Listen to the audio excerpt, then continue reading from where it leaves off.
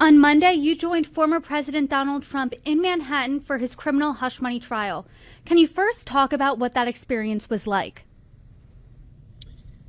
Well, myself, Senators J.D. Vance and Tommy Tuberville, we met the president at his residence at Trump Tower, drove with him in the motorcade to the courthouse, and stood with him. Some of my initial observations were they wouldn't allow us to stand with the president when he addressed the media in the morning.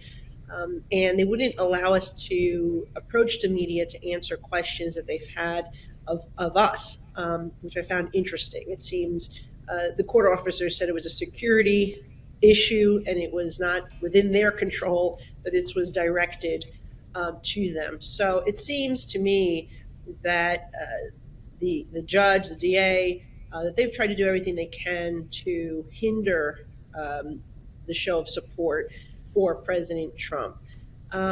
So we were at the courthouse. We watched the trial. At the time, this was a star witness, right? Michael Cohen, who is a convicted, disbarred perjurer, lied to Congress, pled guilty, and was convicted of perjury.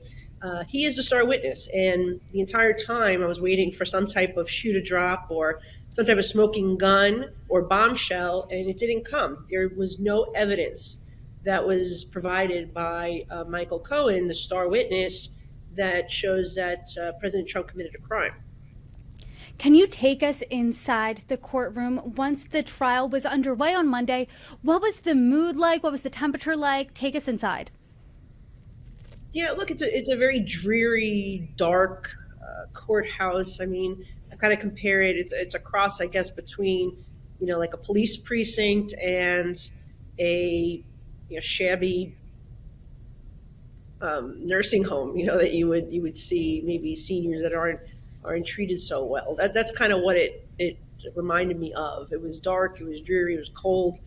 And I will say that despite being subjected to sitting in this courtroom for so many hours a day for weeks now, President Trump's in good spirits. He's positive. He seems mentally and physically healthy and well and fit.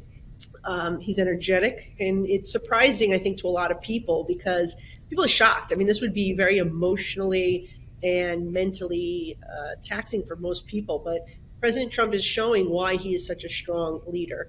I think from another perspective, as a New Yorker, I find it very sad that this is occurring when our city is in such disarray. We have crime that is rampant in New York City, particularly in the borough of Manhattan, which Alvin Bragg is the district attorney.